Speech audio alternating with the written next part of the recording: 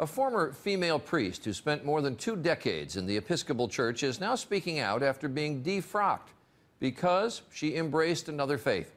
Today, Ann Holmes Redding calls herself both a Christian and a Muslim, but her move to Islam came at a very high price.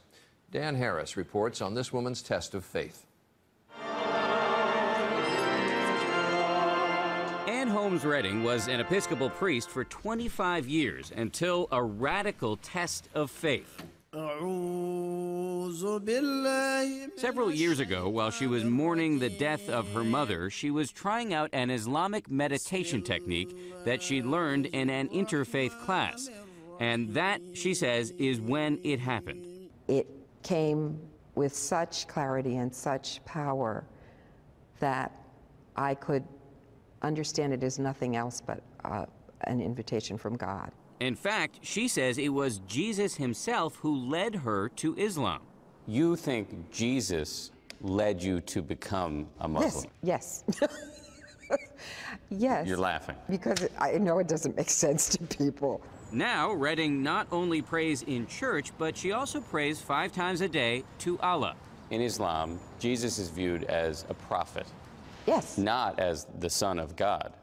Yes, you're right. So yours is a radical rethink of the Christian scriptures, a rethink that a lot of people would call heretical. Yes, and do, loudly.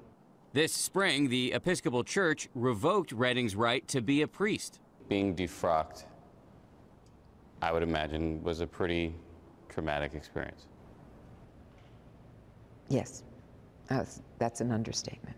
To imagine not being involved intimately in the lives of believing people, helping them understand their relationship and calling, baptizing babies.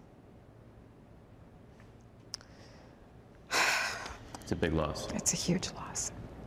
Redding admits she still struggles to explain her transformation, even to herself. I am the one who's going to have to answer for this. I'm the one who's going to have to answer for what I've done with my life. And do you feel confident about that moment?